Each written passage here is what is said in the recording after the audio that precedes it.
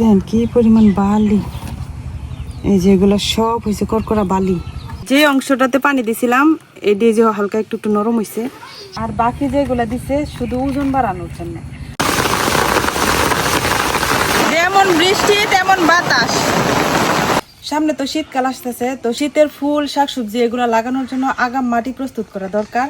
তো যার কারণে আমি অনলাইন থেকে অর্ডার দিছিলাম হচ্ছে কোকোপিট। তো এই কোকোপিটটা এরকম শুকনো অবস্থায় থাকে, এটারে পরে কিন্তু প্রসেস করে নেওয়া লাগে। তো আজকে যেহেতু রোদ উঠছে তো ভাবলাম যে কাজটা শুরু করে দেই।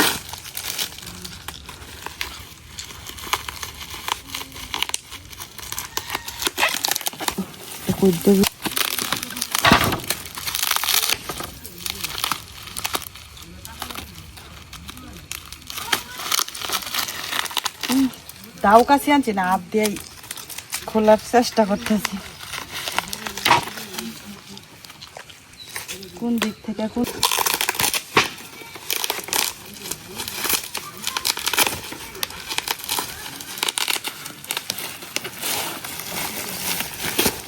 এনে কিন্তু মোট 4 কেজি কোকোপিট আছে।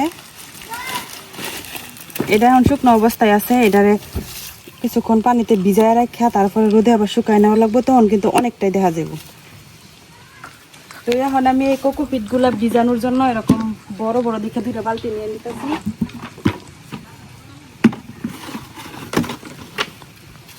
দুইটা বালতিতে 2টা আর কি ভিজায় রাখলাম।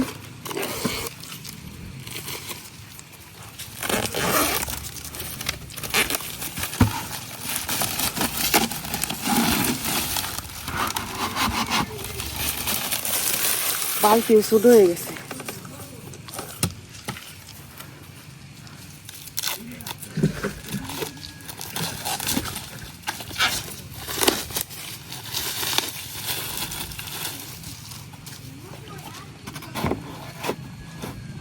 তো এখন আমি 2 বালতির মধ্যে 2টা দিছি, এখন এগুলোর মধ্যে পানি দেওয়া লাগবে।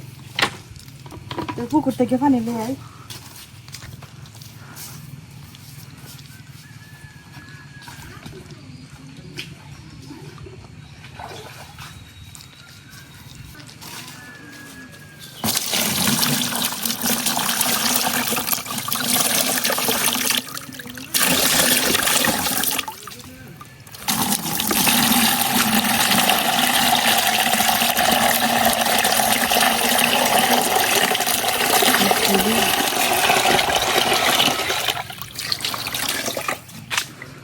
এটা হাত দিয়ে কিন্তু ভাঙা যেত না, এমনি পানিতে ভিজা লাগবে 3-4 ঘন্টার মতো, তারপরে দেওয়া যাবো অটোমেটিকলি কিন্তু ভাঙা যাবো।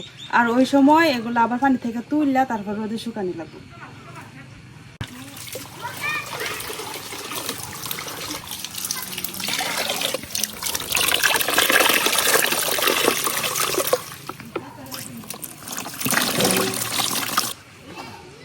মেশিনে কোকোপিট বানায় সময় কিন্তু অনেক ময়লা থাকে, তো এই ময়লাগুলো সহ কিন্তু গাছ লাগানো যায় না। যার কারণে কোকোপিটগুলো পানিতে ভিজায় রাখা তারপরে ধুয়ে আবার শুকায় নেওয়া লাগে, তাইলে কিন্তু একদম জীবাণুমুক্ত হয়।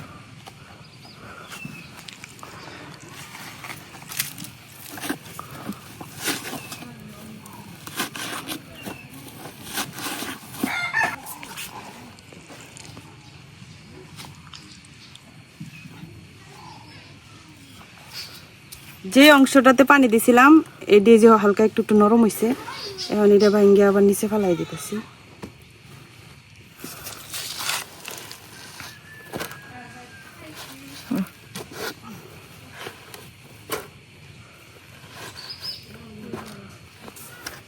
দেখেন এই কোকোপিটের ভিতরে কত পরিমাণ পাথর বালু, মানে পাথর বালু দিয়ে মূলত তারা ওজন বাড়ায় আর কি, কারণ অনলাইনে তো বাটপারি চলে বেশি। তা আমাদের এদিকে পাওয়া যায় না, যার কারণে আমার বাধ্য হয়ে অনলাইন জানা লাগছে।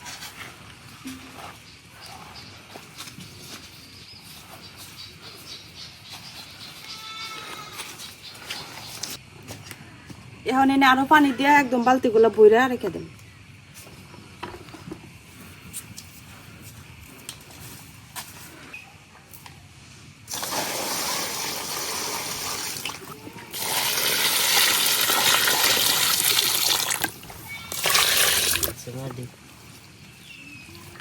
এখন এখন এইভাবে এই বালতির মধ্যে কোকোপিট গুলা আমি 2 থেকে 3 ঘন্টার মতো রেখে দিলাম। তারপরে হলো এগুলা এই পানি থেকে উঠাইয়া রোদে শুকাইতে দিলাম।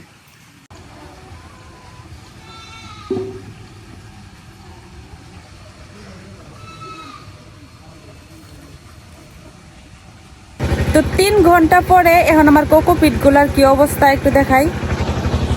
এই যে দেখেন কোকোপিট গুলা কিন্তু একদম ফুইলা পানি খায়া এক বালতি পরিমাণ উঁচা হয়ে গেছে। এই যে সবগুলা কিন্তু একদম ভিজা। এই যে এখন এই কোকোপিট গুলা পানি থেকে ভালো মতো চাইপা তারপরে রোদ্রে শুকাইতে। এই যে দেখেন কোকোপিট গুলার অবস্থা, মানে আমি এইখানে অনেক পরিমাণ পানি দিছি, একটু পর পর পানিগুলা দিছি আর এরকম টানে টেনে নিছে। তো এখন 3 ঘন্টা পরে দেখা যেতেছে যে আর পানি টানতেছে না, তার মানে কোকোপিট গুলা খুব ভালো মতো ভিজে গেছে। এখন যেরকম হাতে নিয়ে ভালো করে পানিটা চাইপা চাইপা তারপরে উড়াই নিলাম।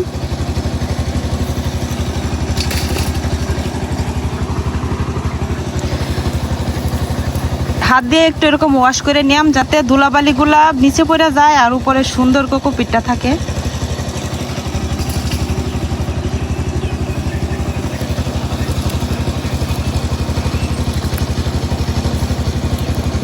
যতটা ভালো করে চাপা যাইব তাড়াতাড়ি কিন্তু শুকায় যাব।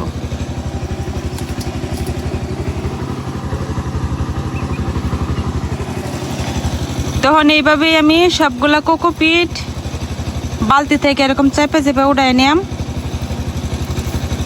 তো কাজ করতে করতে হঠাৎ ফোন আসলো, আমার একটা পার্সেল নিয়ে আসছে কুরিয়ার থেকে। তো এখন বর্ডারে যাইতেছি।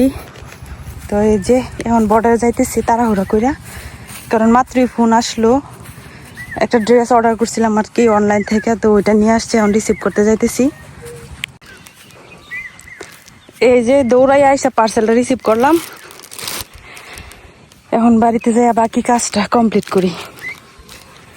এই যে আমার কোকোপিট গুলা কিন্তু ধোয়া হয়ে গেছে। তবে এনে একটা কথা, এই যে এই কোকোপিট গুলা দেখতেছেন এগুলা হয়েছে একদম ভালো আর অরিজিনাল। এগুলা ছিল পানির উপরই বাগে আর ভিতরে অর্ধেক কোকোপিটই ভিতরে। এই যে দেন এগুলা কি দিছে, মানে অনলাইন থেকে জিনিস কিনা মানুষ কিভাবে প্রতারিত হয়। এই যে এগুলার সাথে শুধু বালু আর বড় বড় পাথর আর কি কি জানি মিক্সড করে ওজন বাড়াই দিছে শুধু। তো আর আমি ভালো কোকোপিট পাইছি মাত্র ওই যে এটুক। আর এই যে এদিকে আমি রোদ্রে দিয়ে দিছিলাম।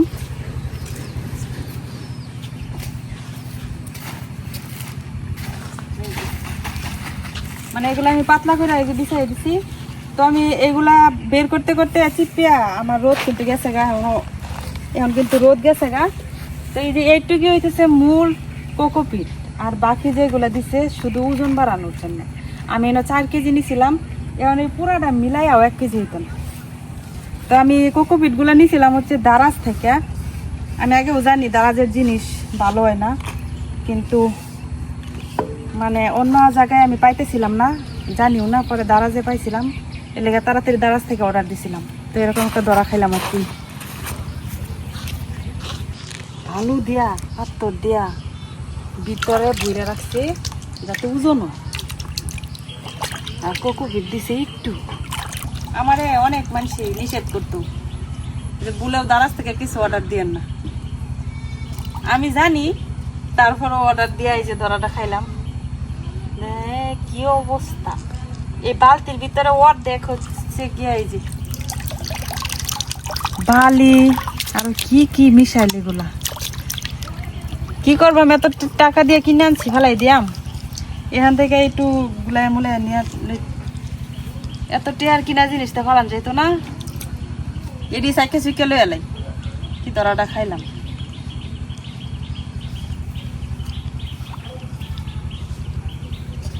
এটি আলাদা রাউন্ড লাগবো, এটি দেখালে গাছ উঠতো না।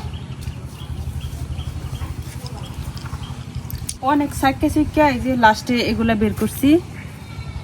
এগুলা হলো গাছ নিগড়া, মানে এর মধ্যে অনেক পরিমাণে বালু বালু সহ উঠাই নিছি। আর এদিক দিয়ে দেখেন দিন অন্ধকার হয়ে যাইতেছে। আজকে তো দেওয়াটাই আমার কোনো লাভ হলো না, কারণ আমি কোকোপিট পরিষ্কার করতে করতে এদিক দিয়ে রোদ গেছে গা। এইগুলার রং আর এইটির রং আকাশ পাতাল ব্যবধান। এইগুলার রং আর এই যে মাত্র যে করছি। যাই হোক কি আর করা, আজকে মনে হয় রোদ্রে শুকাইতো না, কালকে আবার রোদ খাওয়া লাগবো। তো এগুলো শুকায়া তারপরে লো প্যাকেট করে রাখিয়া দিয়াম, পরে যখন গাছ লাগানো শুরু করাম তখন আর কি এখান থেকে একটু একটু নিয়ে নিয়ে গাছ লাগাম। আর দেখা এদিকে যে নিচে কি পরিমাণ বালি দিচ্ছে তারা, এই বালতিটাই অনেক ওজন হয়ে গেছে। এই ডালি নিচে দেখেন কি পরিমাণ বালি, এই যে এগুলো সব হয়েছে করকরা বালি, এই যে সব বালি, সব বালি।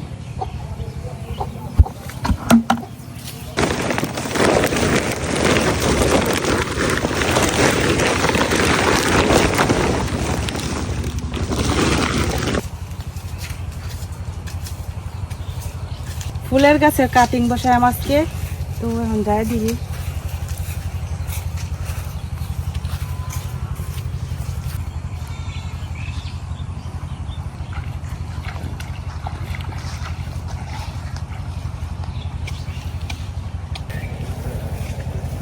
এই বছর আমার কিন্তু গাঁদা ফুল নাই, তো গাঁদা ফুলের বীজ আমি এখনো বসাই নাই। এই যে এই একটা গাছ আর এই দিকে একটা গাছ আছে, দুইটা গাছ হয়েছিল, এখন এই দুইটা গাছের থেকে আমি কাটিং বের করাম। তো এই যে কাটিং করার জন্য একটা পদ্ধতি আছে খুব সহজ, এটা আজকে আপনাদেরকে দেখায়াম। এই যে গাছের যে ফুলটা দেখছেন এটা কিন্তু অনেক বড় জাতের ফুল, তবে এখন সিজন না, সিজন ছাড়া হয়েছে দেখে ফুলটা মানে স্বাস্থ্য এরকম। এই যে গাছ থেকে যে শাখাগুলো বেরোইছে এইগুলো দিয়ে মূলত আমি কাটিংগুলো করবাম। এই যে এরকম করে আমি ডালগুলা কাটতে নিলাম।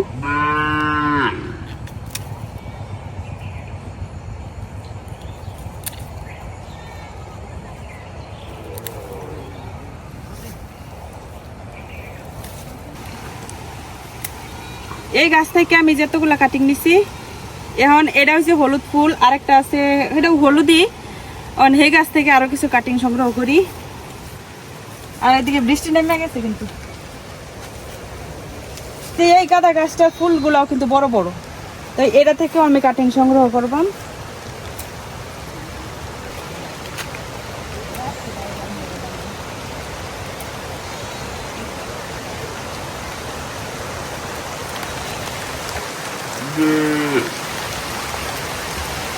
এই যে বৃষ্টি নেমে পড়ছে আর এদিকে আমার কাটিং গুলো সংগ্রহ করা হয়ে গেছে।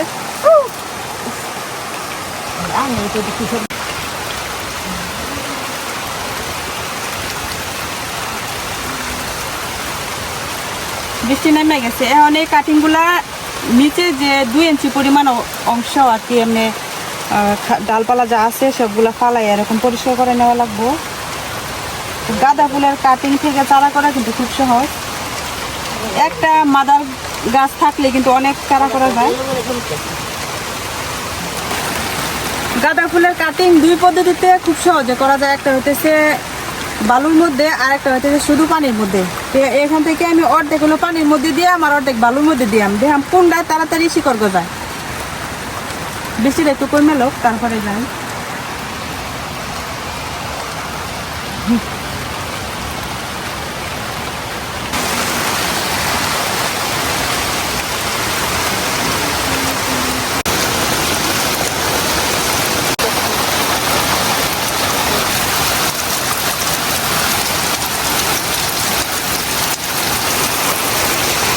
মাত্র খালি আসছিলাম, দিনটা হঠাৎ করে একটা ডাক দিয়ে নেমে পড়ছে, এই যে একদম দুনিয়ায় সাদা হয়ে গেছে। এখন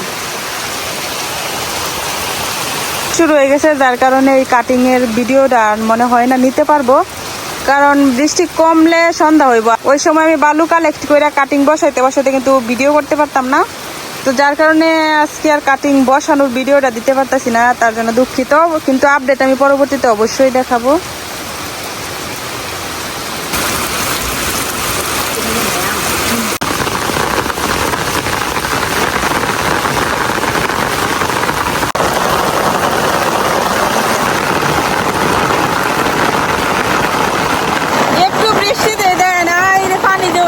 বন্ধের মধ্যে যে অবস্থা খারাপ, খারাপ। যেমন বৃষ্টি তেমন বাতাস, হঠাৎ করে এরকম বৃষ্টি নেমে গেল।